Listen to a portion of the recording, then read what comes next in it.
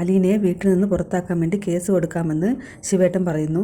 അപ്പോൾ വൈജയന്തി പറയുന്നു, കേസ് കൊടുത്താലൊക്കെ അതൊക്കെ ഇനി എപ്പോൾ കഴിയാനാണ്, അതുവരെ ഇവിടെ നിൽക്കാനോ എന്നൊക്കെ ചോദിക്കുന്നുണ്ട്. കൃഷ്ണമോൾ അലീനയെ വിളിക്കാൻ പോയിട്ട് തിരിച്ചു വരികയാണ്.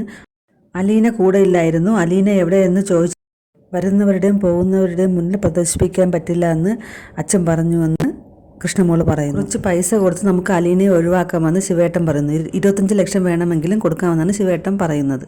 നാളെ വരാമെന്ന് പറഞ്ഞിട്ട് അവരെല്ലാവരും വൈജയന്തിയോട് യാത്ര പറഞ്ഞ് ഇറങ്ങുകയാണ്. വൈജയന്തി ദേഷ്യത്തോടെ നോക്കി നിൽക്കുന്നു. ഗ്രേസി ആൻറ്റിയും മാമച്ചനങ്ങളും രേവതിക്കുട്ടിയും കൂടി തിരിച്ച് അവരുടെ വീട്ടിലെത്തി. അവർ വിഷമത്തിലാണ് അകത്തേക്ക് കയറിപ്പോയത്. രാത്രിയായപ്പോൾ രേവതിക്കുട്ടി വന്ന് പറയുന്നു, ഇപ്പോൾ എന്നെ അലീന ചേച്ചി വിളിച്ചിട്ടുണ്ടായിരുന്നു.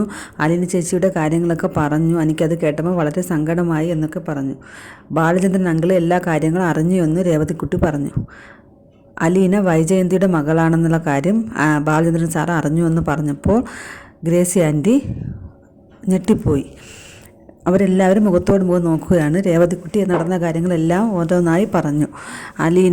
അലീനയെ ദത്തുപുത്രിയായിട്ട് ബാലചന്ദ്രൻ സാറ് പറഞ്ഞുവെന്നും ഇപ്പോൾ അലീന അച്ഛ എന്നാണ് വിളിക്കുന്നത് എന്നൊക്കെ രേവതിക്കുട്ടി പറഞ്ഞു.